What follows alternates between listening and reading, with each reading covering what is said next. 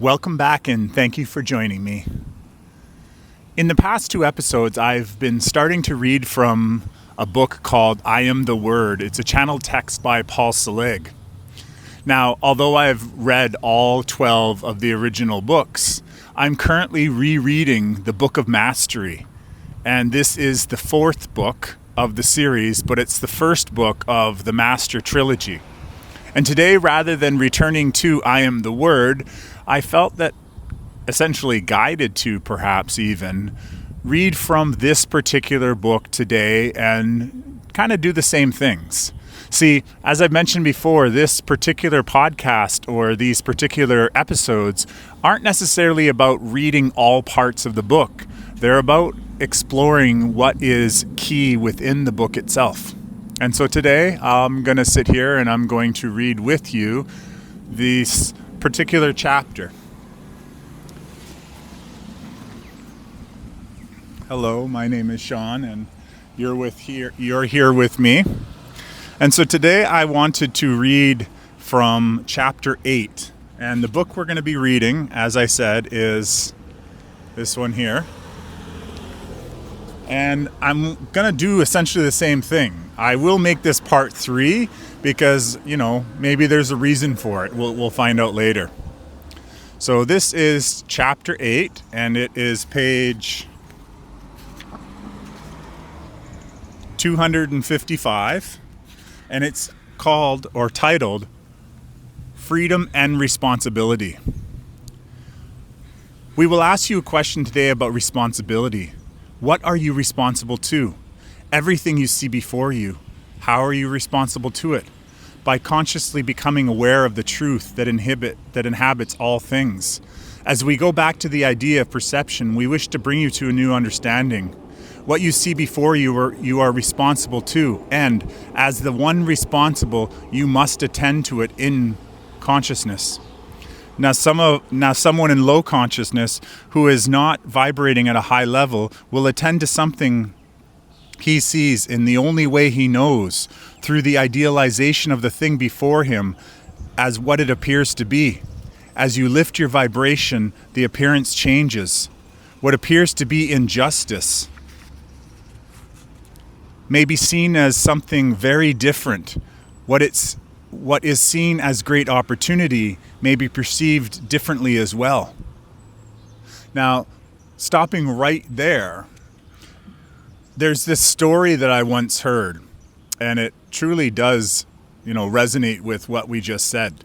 There's always multiple ways of seeing things that happen in our lives, and simply by perceiving the things that happen in our lives, we can essentially, therefore, create a different reality. And the story that I always like to tell with regards to this is, there was once 2 brothers who lived side by side. And these 2 brothers, they both had their own townhouses, we'll say, independent structures, or maybe even houses, whatever. And one day there is a great fire that claims both of the houses. Now, when the brothers return home, perhaps they're out together, you never know.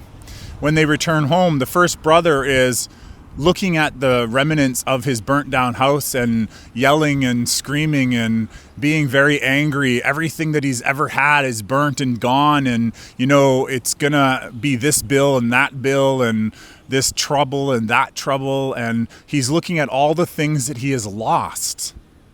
And yet the other brother coming home and looking at his house, realizing he had insurance, perhaps, maybe they both had insurance, but he looks at it as, oh, great, this is a wonderful opportunity for me to start everything over.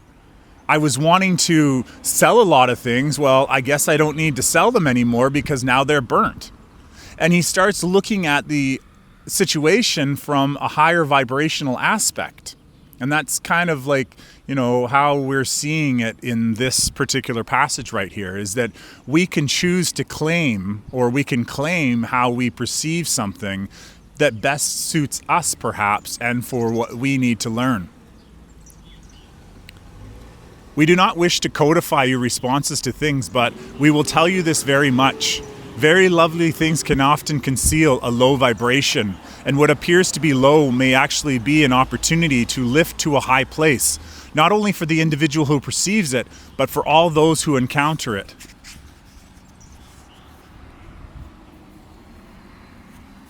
The temptation to make a decision, or a decision that would have to be made through what you were taught to see, is very different than a decision that you will have to make through your own knowing in alignment to truth. Now, when you vibrate in truth, all things are seen differently. You all idealize truth in a certain way as something you can understand. I know the truth of the situation simply means to you that you have decided it. To know the truth of any situation, the true truth, the only truth that lies beyond the layers of misperception, would be to know I am that I am seeing the divine. I know that I am seeing the divine. Now, how you do this when you perceive before you seems harmful. Now, how do you do this when you perceive what's before you as harmful, ugly, or violent? You do not see the violence in the first level. This does not mean that you do not attend to what you see. If you are required to attend to it, you must in all ways. But to idealize the violence, in fact, perpetuates it.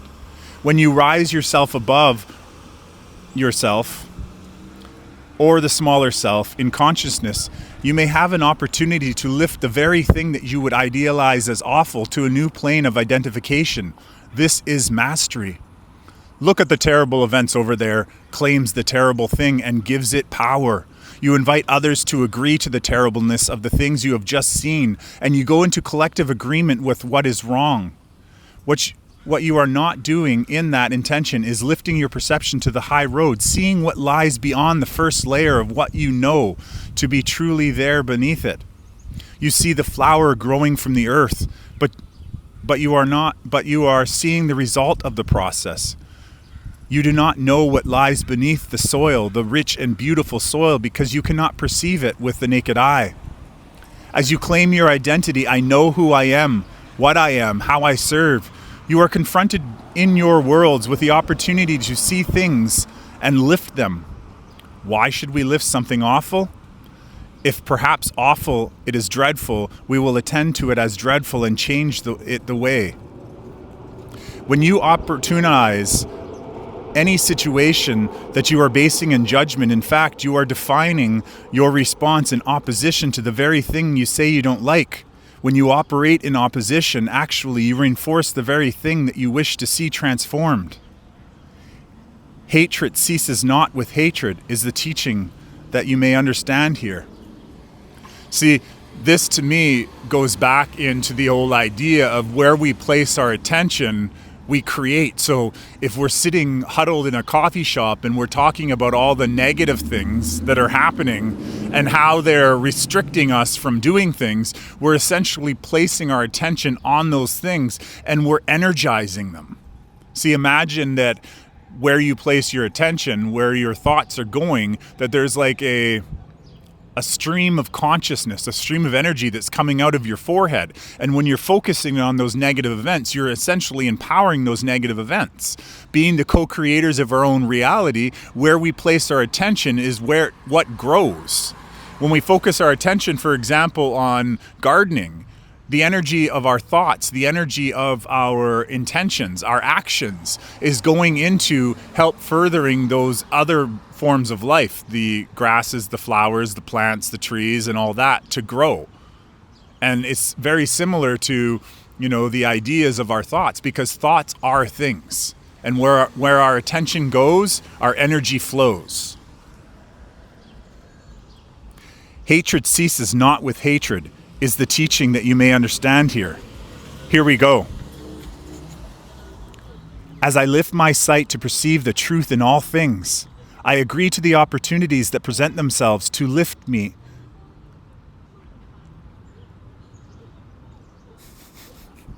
I was thinking if I should start over again, and I think I'm going to start over again. Oh, you never know. Maybe that's why I was going to start it over again, because immediately after a car is honking. As I lift my sight to perceive the truth in all things, I agree to the opportunities that present themselves to me to lift the thing I see to the highest level of vibration that I may know it as. As I claim this, I do my duty to my own divine self to witness truth in all manifestation, regardless of what I wish to claim through my heritage, my history, and the things of this world. As I claim my freedom as the one in choice, I align my vision only to truth, and here I stand as a juncture of my perception in wonder. I know who I am. I know what I am. I know how I serve. Period, period, period. See, during this book or during this series of books, there's often what I'll call as activations or, however we want to, even mantras you could say it, because you could use these things as mantras, but yet insightful little passages written within the book that are written in first person, that when you say it, you're actually putting those frequencies in thoughts. And when you take a moment to, anchor yourself in the moment that you're in, oftentimes it is us who are saying those things. And these are very positive phrases and passages. And so that's just essentially what I had read, that part of the book. Here we go, is the new claim for forward motion up the mountainside. Paul has many questions. You are teaching us pacifism. You are asking us to let things happen, do nothing in the face of challenge or in the face of crime. You all believe that it is in your hands to do the work, the heavy lifting that makes the changes you wish to see, but that is not so. Vibration does the work much more quickly and to much greater benefit. When you perceive something in a high way and you lift it to its true nature, in fact, you are not denying what you are seeing. You are supporting its lifting to the investment of the divine, where it may live in a high vibration. When you have something low and you lift it to the high, it's no longer low. That's a very simple example. But does it work, he's asking? Tell us if it works. Of course it works. Here we go again. You are wandering up a mountainside and you see a man crawling in the dirt. You offer him lift. You bring him to his feet and he falls again. You are supporting him with your weight and you are getting wary from this work.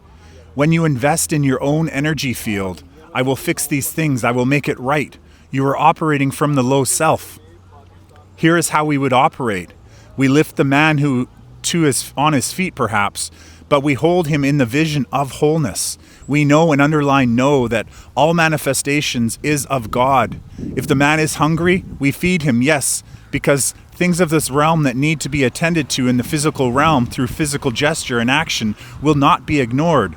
But the idealization of pain that the man is in, oh, I see the crippled man, he cannot walk, how do we attend to him, would include the investment in him of divine truth.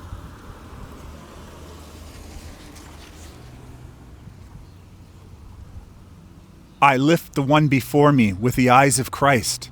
I see him in his beauty, and I see him in his wholeness. See, for me, this really has to do, and this has been a very challenging lesson for me to learn, because throughout my whole awakening experience, I saw the injustices, I saw the trials and challenges and, atrocities in some cases of what was happening in the rest of the world. And I really wanted to go out there and fix it.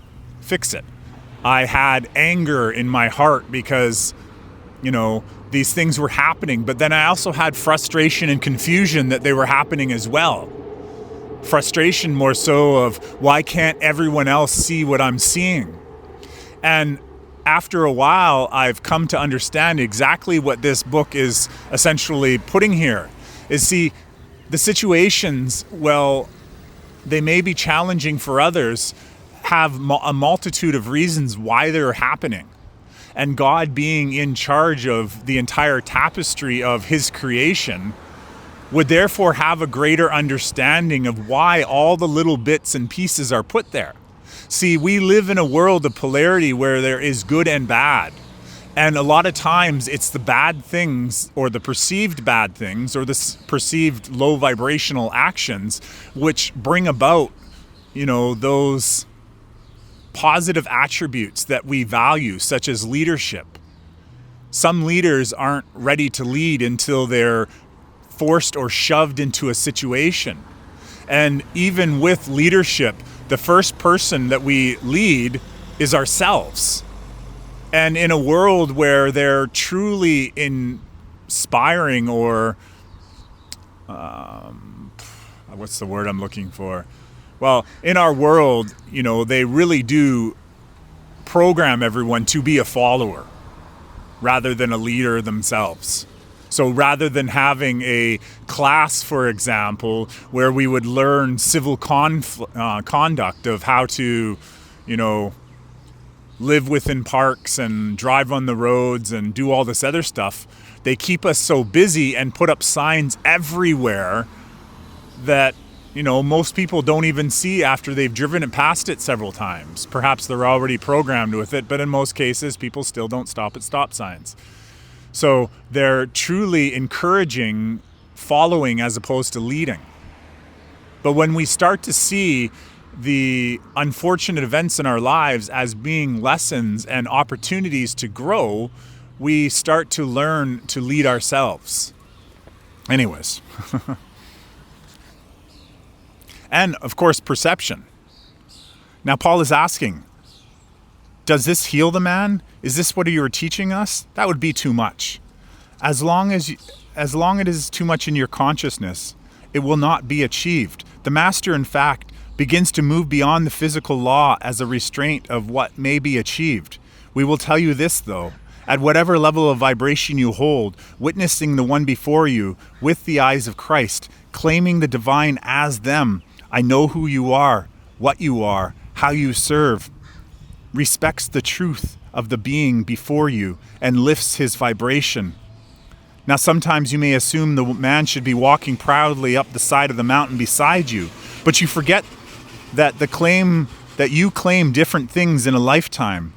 You would claim infirmity for different reasons. At an essence levels, you are completely whole, but you learn many things in the physical realm through the physical challenges that you encounter. And it would be presumptuous for you to assume that the man that is crawling in the dirt is not doing what he is required to learn his lessons.